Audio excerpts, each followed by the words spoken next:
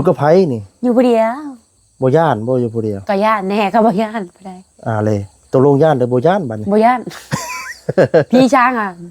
บ่ย่านแต่คนย่านแต่คนย่านที่มากี่กาวคั่นแหละย่านอันนี้เนาะเจ้าโดเนาะ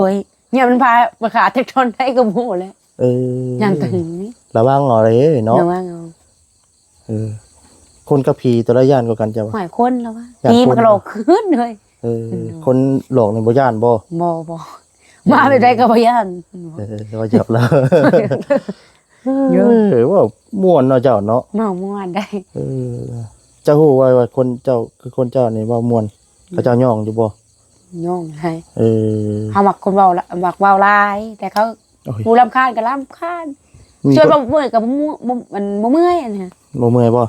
สองคาบมื้อแต่คาบเดียวก็อยู่เลยมื้อนี้ก็คาบเดียวกินบ่หลายๆดอกก็บ่ได้อยากเลยอ้ายมื้อนึงกินข้าวจักเทื่อมื้อนึงก็คาบเดียวมึงก็2คาบ3คาบนั่นแหละเป็นบางมื้อมื้ออยากก็กินหลายแม่บ่ได้กินหลายมึงก็บ่รู้เว้ยก็บ่สเตก็บ่สเตแล้วมันกินชับอิ่มให้เด้เนา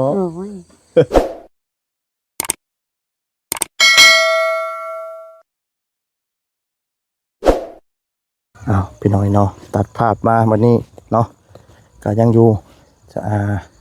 เตาถ่านคือเก่าพี่น้องเลยเนาะเนาะมานี่ก็มีจะโตทุ่งเตาถ่านบ้านพี่น้องเลยภาษาพี่น้องเนาะกับทักทายสบายดีเด้อสบายดีพ่อแม่พี่น้องFCกันเบ้อสู่คู่สู่คนพี่น้องเนาะวันนี้เนาะทางมาสดีก็ได้มาหาน้องดำเนาะพี่น้องเลยเนาะแล้วก็ทางอย่างก็พี่น้องลืมซื้อเลยพี่น้องเนาะทางวัสดีก็ลืมไว้พี่น้องเนาะจะเป็นอัลไซเมอร์แล้วยักพี่น้องเลยเนาะวัสดีก็ได้ ลืมไว้พี่น้องเลยเนาะอันนี้ก็เป็นทานที่มันเป็นไฮเนาะพี่น้องเนาะเป็นไฮแล้วเกาะได้ร้อยพี่น้องเลยเนาะสรุปสลายอยู่พี่น้องเลยเนาะนี่ก็เป็นโรงเรือยลงเลยมองเต่าไทยท่านั่นแหละพี่น้องเลยเนาะเพื่อนก็เอาเศษไม้เนาะเศษไม้ตัวที่ว่าเพื่อนตัดเพื่อนยังเพื่อนเลื่อยเลยมันฮิตยังบ่ได้เพื่อนก็เอาไปเผาเฮ็ดท่านพี่น้องเนาะให้มันมีประโยชน์ให้มีคุณค่าขึ้นอีกพี่น้องเนาะนะครับสร้างได้อีกพี่น้องเลยเนาะพี่น้องป้าสาวพี่น้องเนาะเดี๋ยวสิเข้าไปหาทางน้องดำเพื่อนก้อนพี่น้องเลยเนาะมื้อนี้ก็มานับกัน3คนพี่น้องมีบ่จิตบ่าวแซนแล้วก็บ่าวซาดีเองพี่น้องเลยเนาะฝากเป็นกำลังใจด้วยพี่น้องเด้อเนาะเข้ามาทำบิดตัวว่าครั้งแรกเนาะไปเบิ่งตัวจริงกันเลยพี่น้องเนาะไปซะพี่น้องเลยไปพี่น้องเลยเนาะเข้าไปหาทางน้องเพิ่นก่อนตัว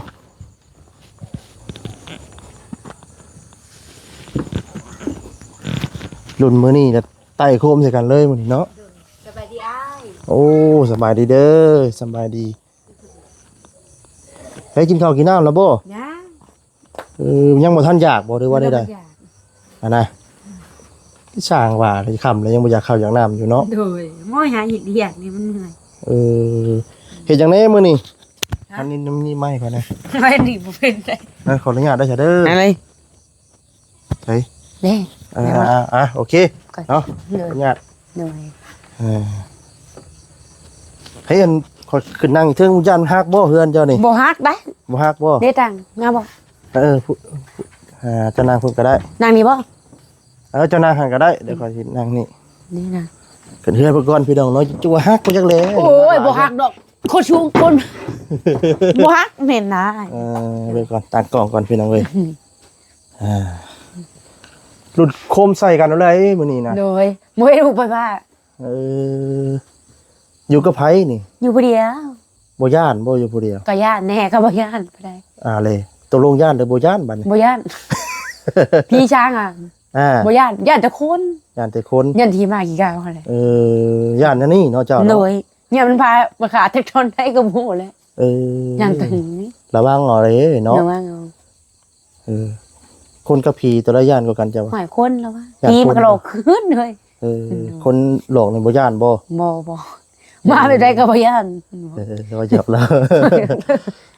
เยอะ ว่าม่วนเนาะเจ้าเนาะ เมาม่วนได้ เจ้าฮู้ว่าคนเจ้าคือคนเจ้านี่ว่าม่วนเขาเจ้าย่องอยู่บ่ ย่องให้ เออ เฮามักคนเว้าละมักเว้าหลาย แต่เขา โอ้ย ผู้รำคาญก็รำคาญ มี ชวน คน บ่เมื่อยก็มันบ่เมื่อยอันนี้ บ่เมื่อยบ่ บ่เมื่อย เขาว่าเป็ดคนหายกับคนบ่อันบ่บ่ดีนี่มักตัวใด ห่วยมักเว้าดีแหละ อ๋อดี ผู้ใดบ่ถูกใจก็เอาหนีเอาเด้อบ่ได้ถูกใจแบบก็บ่ดีบ่ได้ เอ้ย เมาได้ เนาะเนาะ โดย มีแผนให้เขามาหามื้อนี้ มีแต่เมียงเบาอาจารย์ยินดี อาจารย์ลาวบ่ อาจารย์ลาว แล้วก็ เบาลี บาลีมาอีกบัดนี้ เบาเนี่ยก็เบาแซนเบาแซ แส น นว่าอย่างอีก เบาจิต อาจิต เลย เจ้ายังบ่จักชื่อเขาแล้วเนาะ เลย เดี๋ยวค่อยแนะนำก่อนเด้อเจ้าเด้อ เลย ทั้งเบอร์นี่คอยนี่บ่าวซาลี เบาซาลี เลย เคยเห็นอยู่บ่ บ่ได้ ทวิตเด้อเนาะ ตวิท คือกันเด้ข่อยก็เห็นจากทวิตคือกัน เลย เห็นเท่าทานบ่มื้อนี้ เลย ได้จักชอบอันเตานึง หากระทมให้ ฮะ หากระทม บ่อันเฮ็ดแต่ละเทื่อได้จักชอบทางเทื่อนึง เมืองร้อยไปแหละ ฮอดร้อยผู้ เลย ว้า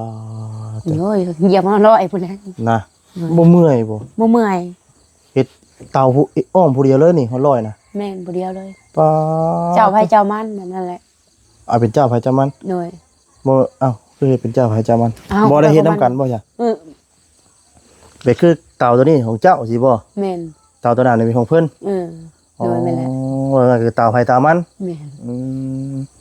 เฮ็ดผู้ใดเฮ็ดหลายก็ได้หลายบ่ได้ว่า แม่น จังได๋ เฮ็ดอะไรก็ละลายไปเฮ็ดอะไรก็ละน้อยไปขี้ข้านก็ขี้ข้านจมนั่นแหละน้องก็บ่ได้ขี้ข้านดอกอันนี้ เจ้าขี้ข้านอยู่บ่จ้ะ บ่ได้ ดูมันอยู่บ่ ดุก็ผู้ชาย เ ผู้ชายก็บ่โทรนะเขา อ้าว อืม เก่งแล้วจ้ะลูกกับผู้ชาย บ่ อืม จริงบ่ เก่งแล้ว เลย ก็ว่าผู้ชายขี้ข้านผู้หญิงดุกันหมด เลย ชมเชยแหละ ชมเชย เฮ้นอนนี่ได้บ่เจ้าน่ะ เลยในห้องอันนั้นก็ห้องอ้ายนะ เอามีคนนอนอยู่บ่ มีมันไปนำพอแล้ว วันนี้จะนอนผู้เดียว เลยโดน อันนี้เป็นห้องเพิ่นเฮ็ดให้พักให้เช้าบ่ แม่นบ่เฮือนแท้ๆเลยนี่ เรือนเจ้าเองเลย เลยแม่นแหละดินตัวเองแต่นี่ ดินนี่ของเจ้าเองเลย เลย อ๋อ อันนี้ก็ว่าแดดเอาแดน ดินเอาตอนหญ้านี่เป็นของเจ้าเองเลย เลยแม่นแหละ กว้างเติบบ่ กวางเด้อ ห้องใส หัวทางลังเลย แม่นหัวนี่แม่นเลย แม่นมื้อ ห้องน้ำก็แม่นบ่ แม่น เออ มูลแม่ มูลแม่ เลย ขออนุญาตอันพ่อแม่ไปใส่ เสียแล้ว พ่อแม่เสียแล้ว เลย อ๋อ อาศัยอยู่นำลุงกับป้า กับเอื้อยบ่ เลย อ๋อใครหรอกเนาะเอื้อยเพิ่นก็ จะดีอยู่ ใจดีบ่ เอ้ยผู้ดีจะดีเอ้ยผู้นั้นบ่จะดีปานใด เอ้า เด็ก ดี ทีม ดี น้องพุ่นน่ะผู้กก เพิ่นบ่ได้ทีมดอกเพิ่นไปเวียกไปงานเพิ่น โอ้ยเพิ่นอยู่นำผัวเพิ่นเพิ่นได้ดีเด้แบบว่าทีมไอ้น้องไปนะ เพิ่นมีเวียกมีงานเนาะปกติเพิ่นแหละเนาะ บ่ตีเพิ่น ก็มีครอบเป็นครัวเพิ่นก็มีเวียกมีงานเพิ่นแหละ แม่น เฮาก็เฮ็ดไป มิดไป ในเวียกในงานเฮาก็ได้ แม่น มื้อนี้ได้จักเป่าบ่ได้เป่าเลยมื้อนี้ โอ้ยหากระทมหาอันนั้นหากระทมพอดีบังเอิญอ้ายก็มา อืมหากเจ้าเฮ็ดผู้เดียวเตาหนึงบ่ โดย นอนผู้เดียวบ่ย่านบ่เอาผู้ว่าบ่ โอ้ยผู้ว่าใส่เด้บ่มีดอก บ่มีผู้ว่ามาจีบ บ่ มา บ่ มัก บ่ได้สนใจดอกเรื่องน่ะ บ่สนใจบ่ บ่สนใจ โอ้ยกะลาผู้ว่าต่อคิวมาจีบนี่บ่ได้สนใจรีบ บ่เอาบ๊ายบายเลย บ๊ายบายเลย บ่เอา โอ้ยโอ้ยก็ว่าตลกดีนะเจ้าเนาะ บ่เอา โอ้เท่ เอา ว่ะ ไปละหัวที่บ่ เอาไปละครัว ถามว่าจะเอาบ่ผัวโอ้ยเอาไปละหัวบ่ เออ แบบว่าถามมาว่านอนกินนั่งกินโอ้ยนี่แล้ว เป็นนี่ได้คือว่าบ่อยากได้ผัว บ่น้องก็บ่คิดดอก ซื่อๆอยู่ ซื่อ เออ ๆกันมันเอาแตะโดนแล้วอันนี้น้อยบ่แหละ89ปี13ปีขึ้นไป ตอนนี้เจ้าจักปีแล้วจ้ะ 14 21ปี อายเลยจ้ะ ไอ้25สิเขาจะ6 นะสบายนั่นลืมในหนึ่งเนาะ อ่า แต่ว่าน้องกันเจ้าอะไรข่าวคนน้องบ้อง เนี่ยว่าไปดิ ข่าวว่าจ้ะ บ่ได้น้องขอโทษได้แล้ว ฮะ ก็สามกันบ่ ก็ความจริงเลยเนาะ กับบ่เท่าได้ อ่า ยังหนุ่มอยู่ได้แล้วครอบครัว ฮะ ได้แล้ว มีแล้วมีลูกแล้ว นั่น น้องได้เหี่ยวได้เท่ากับก็ โอ้ยเนาะถ้าเอาเลยบ่เอาบ่ โอ้ยบ่คืนยังดอกบ่ต้องการดอกเนาะ บ่ต้องการอยู่แบบโสด อยู่แบบเจ้าของเลยเนาะสันโดษเนี่ยสบายเนาะ โสดสบายอย่าไปใส่กับไปบ่มีแบบสิมาห่วงหึงเฮาโอ้ยมีทางแล้วอ้าย เลยดีแล้วละดีแล้วละพี่น้องเลยเนาะคือท่านคือท่านนี่เพิ่นมาเอาจังได๋ท่าน โอ้ยไปส่งงานเอารถตัวเองแหละขึ้น อันนี้คือเฮาเฮ็ดนี่เป็นของเฮาเองบ่หรือว่าเป็นของบริษัท ของเฮาเองแหละค่าเราเอานำแต่เอานำอีเมลเอานำเฮาอ่ะ100ก็เราเอา40เฮาเอา60อ๋อ แบบนี้แล้วให้เฮาอ่ะสอบ 14,000เราคืนในราคาแล้วขายเขางานอ่ะสอบ 3,000 อ๋อ นั่นแหละ เป็นอันนี้เนาะไปส่งบ่เถื่อ500บ่600บ่1,000บ่เฮ็ดชุงชุดนี่เพิ่นมาเอาทานบ่บ่ได้เพิ่นอ้ายเจ้าของงานน่ะไปเอามาให้ได้อ๋อเพิ่นเอาไว้ไว้ให้มื้ออื่นจะกับจูดบ่มือเขาก็เฮ็ดโต๊ะต่างไม้เฉดเขาเก็บกล้องบัดนี้อ๋อไม่ได้มาเฉดเขาบ่เอาเฮ็ดโต๊ะต่างได้อ้ายมันบ่งามอ่ะเด้นั่นแหละคือชั่วมื้อนี้น่ะเฮาเก็บเอาไม้สีตัวที่ว่าเพิ่นเหลือจากเฮ็ดโต๊ะเฮ็ดต่างนั้นเอามาเฮ็ดทานอ๋อทงบริษัทอันทงของงานเกิดคือไม้นี่เฮาบ่ได้ไปหาบ่ได้หาเอานี่เด้ออันนี้เลยโดยอ๋องานอะไรแบบมันซับซ้อนเลยเขาสิเอาทิ้งนึงข้อดีคือเฮาบ่ได้ไปหาไม้ไกลเนาะโดยเฮาเอาอยู่นี่แล้วก็มาจูดบ่ไปจักที่เขาสิถิ่มไม้ลงไงบ่เป็นหยังดอกเพิ่นก็เฮ็ดเวียกเพิ่นลูกแล้วแหละนั่นผู้นั้นก็จะดีคือกันโดยจะดีคือกันบ่แม่นผู้นั้นแหละแล้วก็ตาใหม่อยู่ใกล้มาให้ชุมเผาแล้วมาฉีดคือได้ผู้นั้นก็ไปผูกปากเซ่พุ่นเพิ่นก็จะดีช่วยๆกันสิเด้เพิ่นก็มามานำกันแม่พี่น้องเอ้ยบุญงอกแต่ละคนปืนไปเนาะปืนไปแหละแต่ละคนหาเช้ากินค่ำหามาแล้วกินเลยก็มีเนาะโดยแม่นแหละเป็นน้องๆว่าหัวม่วนหัวน้องแม่นไปได้มื้อพี่น้องไม่ได้สิทาจังอีมันฮะสิทาจังเหรอเอ้าจังได๋ว่าจักก็สิถามคือกันสบายดีเด้อสบายดีจะพุงพูดอะไรนี่ยินอยู่เลยไอ้พงษ์ผู้ว่าสัมภาษณ์ผู้ว่าสัมภาษณ์สบายดีเด้อผู้ว่าสัมภาษณ์ยังวะโอ้โหจิตโอ้ยคนดังเนาะกล้วยฮิพรเนาะกล้วยบ่พรบ่ฮู้บ่พรฮะฮู้บ่แนวพรพรสาพรบ่อ๋ออีมาสลีเขาว่านั่นเด้เกี่ยวเพิ่นเอิ้นเฮานะเพิ่นเอาพื้นลงก็บ่พรเอาก็ได้คนดังเขาเป็นเอกลักษณ์เพิ่นอย่าคือเจ้านี่เด้เอกลักษณ์เจ้าเป็นนี่ไปได้บ่ได้สัมภาษณ์บ่สาพรจ้ะบ่ได้ไปบ่ได้ไปข่อยมาทีมงานช่วยเรือหมอพรนะคะเบิ่งในคลิปแล้วก็อุดหัวบ่ได้นั่นบ่มื้อเช้าอันนี้ไปซื้อกินเนาะก็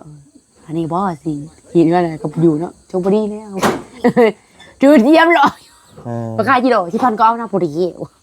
มาอยู่ในกระสอบน้อยเด้จะเห็นเราอยู่บ่เห็นได้เป็นยังไงเราก็โอ้ยคุณพี่บ้าเอาบ่ผู้บ่าวสิเอามาให้ตัวใดบ่ซิงอ่ะบ่โอ้ยนู่นนี่ก็ไกลเอารถอ้ายบ่ต้องทางก็ยาวบ่บ่าวเฮาติดต่อให้เว้อเอารถเจ้าเฮาว่าเอากี้เพิ่นว่าเช้าได้เอาในแม่เพิ่นบอกเอ้ยโลได้เพิ่นเอ้ยบ่าวก่อนมึงเอามาเพิ่นเดียวว่าจะได้ก็เอาแม่เอาเขาบอกสิเพิ่นนี่เงินอ้ายน้องบ่อยากได้แล้วเอาไปเพิ่นจังเนาะพี่น้องเอ้ยเนาะนี่เพื่อนก็เล่าอาทวีว่าคนบอกเชนว่าเอากระดูกนี่กระดูกโทผีนะมันมีกระชากมาไว้ในเฮือนแล้วตู้ทุ่งแม่นหนูก็ย่านได้นี่ค่ะย่านบ่ย่านเป็นหยังเฮ็ดวิธีเบิ่นแหละไล่ของเบิ่นแล้วบ่มีหยังดอกเฮ็ดแล้วแหละแม่นรับพี่บ้าแฮงเมื่อเราเขียนปุกขิงจะบ่ชนีบ่วะ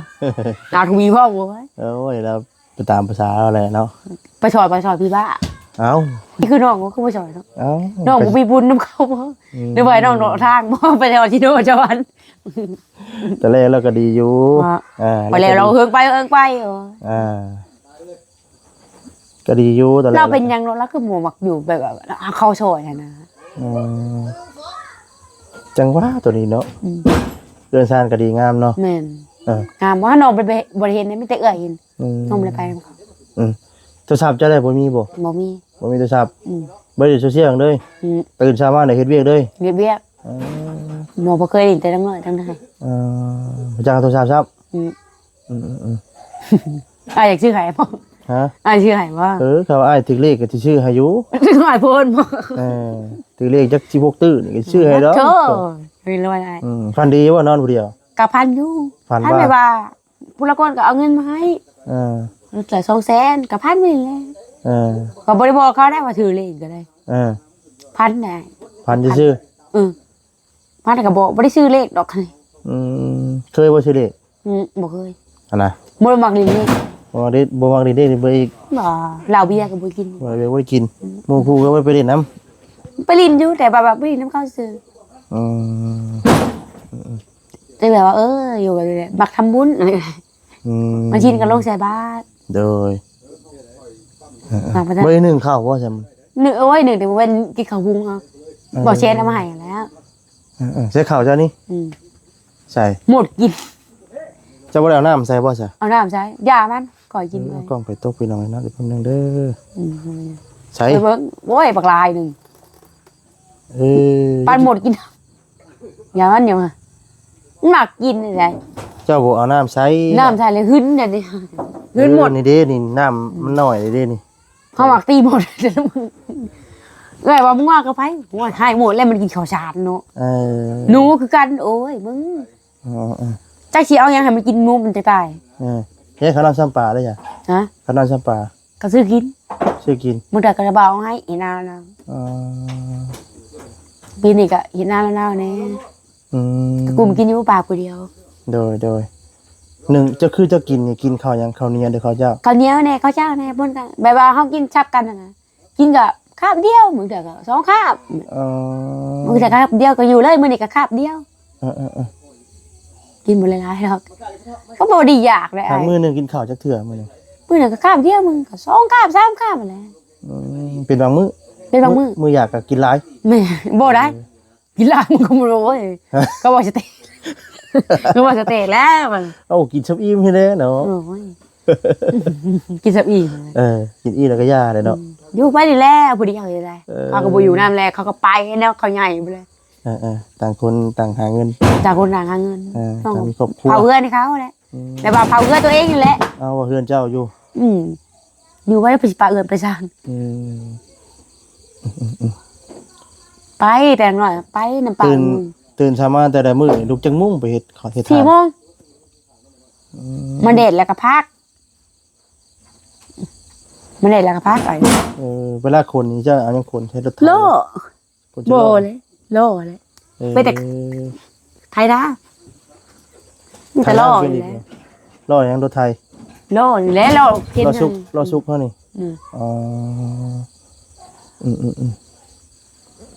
เฮ้ยบนนอนเหรอกลางมุ้งอยู่ว่านอนไหมครับกลางอะไรยุ่งหามก็คือนอนดึกว่าแต่เก่านอนดึกบ่ดึกทำในกันนอนมาเดือกไม่ได้มันนอนดึกอะไรมาเนาะเสร็จแล้วไอ้มารบกวนเจ้าได้ฉันนอนนี่โมบรรลุกันไปได้ก็ว่ารบกวนสิกลับแล้วนี่โอ้ยอย่าคุยกันก่อนจำเป็นเนาะเป็นจังได๋จ้ะอยากให้มาอีกว่าเป็นอยากให้มาก็บ่มีคนเว้านำน้องมันก็เงาเป็นได้อันแบบคุณมีคนเนาะว่าแล้วเป็นก็ใครแน่ม่วนแน่เนาะม่วนแน่ได้มีคนป่าคนที่นะโอ้ยแล้วคือแต่เก่านี่โอ้ยเขาโน่นเงียบมันตายเลยบ่โอ้บ่มีคนป่าคนเรานำเนาะไอ้มาอยู่ผู้เดียวเนาะค่ำมื้อนี่ก็นอนเลยนอนบางทีมันบ่ได้ผัวมันก็มานอนนำตะกี้ก็มานอนนี่บ่มันได้ผัวมันก็นอนผัวมันไปเลยเจ้าก็ได้นอนอยู่กับผู้เดียวโอ้ยมันก็มีครอบมีครัวเนาะกระยามันกระเทียมไปลิ้นน้ำมันมันเถอะมือเว้นนี่ก็ว่าน้ำมันอะไรก็คือถ่วงกระจักทีได้มาสัมผัสนะโอ้ยเนี่ยมันแล้วถูกไหมมันคือบอกว่าเอามากินข้าวเต้าหมดแล้วมากอกกันหลายบน มะกอก มากอกตำเจียว เออ นี่บ่บ้านแกจ้ะ มีมันบ่หลายมันบ่มีมันบ่มีหมากมี เด็ก กอก หลุดบักลายนึง มะกอกร้อนบ่ บ่ได้มากอกชุกเฮานี่แหละ นวลหลายบ่ โอ้โกยแซ่บเด้ ตากับเจียวเนาะ อืม ตามังหุ่งน้ำสิเนาะ นี่ โอ้ ตับกุ้งเนาะ เออ กุ้งเฮานี่นะ แต่อยู่เขากินกับไผแต่ในมึงจะเฮ็ดกินเองจ้าบ่ กินเองมื้อใดก็กินน้ำเอื้อยบางเทื่อมื้อใดมันก็เบนกระเปียกมาให้กิน อืม มื้อใดว่ากินน้ำดะบ่าวแน่กินน้ำเจ้มื้อใดแล้วก็เฮิ้นไปกินอีแม่เฮาอยู่ผู้เดียวเด้ เลยตู้เย็นมียังตู้เย็นเนี่ยเซง โอ้ยเซ่แหละมีเลย เซมี เซ่มีเซ่จักสิบ่ปึ๊บๆนะ เออ น้ำก็บ่ได้กินน้ำเย็นแล้วมันมักเจ็บคอมันมักเป็นไข้นะ เออบ่ถือกระน้ำเย็นอีก บ่ถึกได้ กินยังสิถือกจ้ะ กินเป็นน้ำธรรมดาเฮานี่แหละ เออคือน้ำนี้เขาต้องได้ซื้อกินบ่ แม่นทุกที่พัน เดี๋ยวเขาต้องไปซื้อเองบ่หรือว่า ชื่อเองเฮานี่แหละ เป็นมาส่ง ชื่อเองมึงถ้าเพิ่นมาส่งตุก 8,000 เกินตุ๊กบ่ซื้อเอาแต่น้ แม่น ำ ตุกเฮานี่แหละเขาเทียนให้ อ๋อ น้องก็หมอกน้ำเย็นอยู่กินแล้วมันเจ็บคอเลยแหละ บ่ถือกัน โดย ก็ว่าไข่หากินน้ำหลายๆก็ว่า ไข่นะกินน้ำเวลา ทำ มันดีจ้ะบ่ ดีเลยก็แบบว่าเฮาบ่เจ็บคอนะ เอาขาดน้ำบ่ ขาดน้ำเฮาหมดกินน้ำลายเลย เขาเมื่อยเลยเขาเมื่อยได้กินน้ำลายแล้ว กินแบบว่ากินหลายๆมื้อเดียวก็น้องกินหลายแบบเป็นอย่างก็บอกพี่จะสิงามเขาว่า เนี่ยบ่ ในเมียนมาจากผิวงามบ่ หากินแบบว่าโอ้ยกินหลายๆน้ำเขาว่าไข่ช่วงนั้นน้องขายได้มื้อนะหากระเช้านี่แหละ ตะกี้ เอ้ ไข่ ยเลยพาไปดีละเอ้ยพาไปหมอง เพิ่นว่าได้ไข่ยังจ้ะ ฮะ ไข่ยัง จ้าแล้ไข่ธรรมชาติ ไข่ธรรมชาติไข่ยุ่งบ่ บ่ เออ ไข่ยุ่งคือนึง อ๋อ ไข่ก็เหมือนตอนนั้นก็ไปห้องหมอสิดูใส่สลบ2 ทุ่ม โดย ช่วงนั้นมันยามพลเด้เอาหูจักหยังเอ้ยรถไปไทยเอามาอยู่กับป้ากับลุงไปป้าไปเที่ยว โดย อยู่กับลุงอยู่กับอีพ่อเลย อ๋อ นากับพูอีพ่อแล้วก็พาไปห้องหมอนี่แหละมันก็บัดกวดก็บ่มียางบัดไปห้องหมอพี่เจาะเลือดบัดโอ้กูสายยุ่งเขาว่า ไปกดพยาธิกระเซ้าเลยเด้ โดย หมากคนพยาธิอะไรขำเลยคือมาขำเลยเนาะเมื่อจะบ้านได้จัง บ่เดียวกันกับบ่เซน บ้านยังเกาะชิโน่ ชิโนบ้านโคกใหญ่ ฮะ บ้านโคกใหญ่ ไกลเถอะบ่อย ไกลเติบ เบื่อ เคยไปบ่ บ่ได้ เคยเคยไปใส่ไก่นะเคยไปบ่ชิโน ก็เคยไปอยู่ไปลิน เคยเฮ็ดเวียกอยู่บ่เฮ็ดเวียก ชิโน่ นอกจากจุดทานบ่นอกจากจุดทานแล้วเฮ็ดเวียกหยังไง ฮะ นอกจากจุดทานแล้วเฮ็ดเวียกหยังไงอาจารย์ โอ้ยก็เห็นมันนี่อาชีพทุกท่านอย่างเดียวแล้ว ไงมากกับทานเลย ยำเกี่ยวข้าวกับเกี่ยวข้าวรับจ้าง ว่าจะได้ แล้วหน้าตัวเองกับรับจ้างเกี่ยวข้าวเขา มีให้มีหน้าอยู่บ่จ้ะ มีให้อยู่ได้มีหน้าอยู่ มีให้หน้าตะกร้าอยู่ เด้อ หลายบ่ได้เฮ็ดแต่ละปี ก็ได้หาคลิปนี่แหละ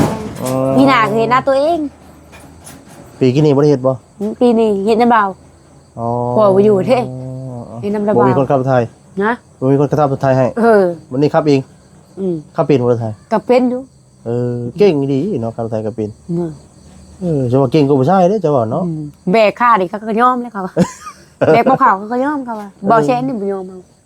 ก็บอกอันนี้ก็บ่จิตว้ายบอกดีบ่ก็ผู้ชายเนาะเขาว่าบ่ดีเขาบอกได้บ่ดีย่อมากลัวผู้ชายเนาะคิดอยากเขาบ่โทรเฮาในคนในเฮือนได้ก็ผู้ชายเขา เยอะเนาะเฮ็ดเวียกเฮ็ดงานเนาะ น้อยตอนเขามันได้ก่อนน้ำหนักจะไปเบิ่ง แบกเลย50 โลผู้ชายก็เลยโลแบกเลย บ่ย่านบ่หลังหอกหลังหัก บ่ยญาติเพียง กุ๊บเป็นจังไดเนาะ บ่แบบมาพี่เงินบ่าวพี่บ่มาปั้นให้เด้หาสอบ เลยป้าใช้แล้วค่ำแล้วเนาะมื้อหน้าบ่ได้สิเข้ามาใหม่เด้อบัดนี้เด้อ เส้นลาย ครับก่อนขอใจรบกวนเจ้าหลายแหละ เนื้อบ่เป็นหยัง เดี๋ยวจะจากนอนตะเวียนได้ ก็สิอาบน้ำจังได๋ ตื่นตกตื่นเช้ายังเพิ่นอาบน้ำคือกันก็จังว่า โอ้ยเดียวมัน เนี่ยแหละเนาะเอ็ดจะเวียกมาแล้วยังบ่อาบน้ำอาบน้ำอยู่เนาะ เขาจะละลาย มื้ออื่นมื้อหน้ามื้อในสิเข้ามาใหม่ เนยมันหินนะ บ่ได้ให้บ่เข้ามาเวลาเฮ็ดเวียกเฮ็ดหยัง บ่หายไปได้เลย อังกะตกใจเนาะลูกก็บ่แม่นเนาะว่าแซนเนาะ นี่คือบ่เคยเห็นติบ่ บ่เคยเห็นได้คือบ่ FC หลายแล้วเขากูโยจะไปแว้ทุมทานเขาเบิ่งกันเนาะเจ้าก็น้องเนาะป้าซะเนาะครับก่อนนะเนาะเนาะใจลายให้น้องเนาะ สบายดี โอ้ยสบายดีพี่อาบน้ำบ่บัดนี้จับก่อนค่อยก็ได้ค่ำแล้ว ครับเลยโชคดี เนาะ ค่ะโชคดี เจอโดยโชคดีคือกันเด้อ ไปส่งจะไป โอ้ยญาติเด้นี่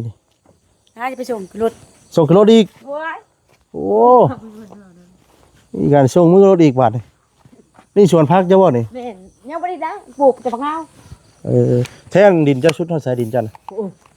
มีขายกิน ฮะ ขึ้นมาเป็น ขาหัวนี่แม่นด้วยบ่ แม่นเบิดเลย อันข้อยังนี่ข้อไก่นี่ก็แม่นบ่ มันเป็นข้อไก่ข้อเกินดูชักผ้า ฮะ ดูชักผ้ามันอยู่ไหน อ้าวพี่ตู้จะผ่าบ่ชักเครื่องอยู่หั่นบ่ ผู้ใด กว้างอยู่ดินเจ้าเนาะป้าสาอันนี้ของน้ำเจ้าบ่ แม่น ป้าสาไปสาข้าสิพาข่อยเมื่อขึ้นรถกะ ไปขึ้นเลยกูเจอได้ใด โอ้ยเรื่องเลยเนาะเนาะมันก็ส่งเมื่อขึ้นรถว่าซั่นบ่คัดน้ำใจไว้เลยมันสิมาส่งกะ ใหม่งามนี่เขียนลง อืม ไปหมุดตัวต่างไก่ของงานมันก็อุ่นอยู่เนาะ มันมีอ้ายไผเนาะ มันมีวัดมาตาเงิน มาตาเงิน วัดป่าภูเงิน แม่นมาถามเด้มันทำมันมูเด้ มันทำเอง มีถ้ำบ่ โอ้ยบ่มีแต่พยาจงโอ้ย ใครหรอกเนาะมีเต่ามีหยังมันอุ่นอยู่เนาะเวลาค่ำคืนมามันจังบ่หนาวปานใดเนาะ อันนี้ขาด ตัวได้ของเจ้านะ บุญนี่ ของเจ้ามีจักอัน ลงทมอื่น ทมแล้วบ่ เลย ปืนจูดบ่ปืน มือก็ยังแล้วในชงก็ตั้ง อันนี้เจ้าโขนเจ้าผู้เดียวเจ้าแล้วบ่ ตัวเดียว ว้าตัว มื้อนี้ก็ได้ขาดนึงเด้ความอ้ายมาเด้ แล้วก็เอากบเครื่องเลยก็กลัวแล้วมันเพี้ยนเลยก็เอาขี้เลื่อยมาใส่จูด ตอนแรกนี่เฮาเอาหยังใส่ก่อน อันนี้ แหน่ ขี้กบ ขี้กบใส่ เลยก็ขี้เลยพวกเครื่อง กินเลยพวกเทิง เอาใช้ขี้เลยขี้กบมันใหม่ อ๋อ ใหม่เด้ไผ่เด้ เวลาเฮาจูดจะให้เริ่ม นั่น เอาจูดจะให้เริ่มมา เอาใหม่เลี้ยนเนาะ แบบแปรเลี้ยนแบบแล้วเฮาก็จูดมันจูดแล้วมันใหม่ใหม่แบบเฮาไผ่แรกๆเฮาก็เอากบทมเลยก็ตอกลักไปแป้นใช้บัดนี้มันยุบลงเลยก็เฮาก็เอาออกแป้น ให้มันใหม่คุมกับพูดเลย มันใหม่ไปเรื่อยๆมันใหม่รักนี่เฮาค่อยรักนี่จำค่อยรักมันใหม่นะเอาใช้รักมันใหม่กับนี่แหละมันยุบลงบัดนี้ มันจะเป็นอันนี้เนาะ มันจะเป็นแบบนี้ ช่ วงนี้มันจูดง่ายทานงามมากแค่ได้สั่ง มันบ่คืออันยังก็ย้ำพูนเนาะ โอ้ยน้ำพ่นลำบากจะได้น้ำพ่นก็เฮ็ด แม่นเลยเนาะภาษาเนาะข่อยก็คือสิหนาวบัดนี่ นะ เจ้าคือบ่หนาวเนาะเสื้อกันยาวก็บ่ใช่นี่ ว้ายธรรมชาติ ธรรมชาติเลย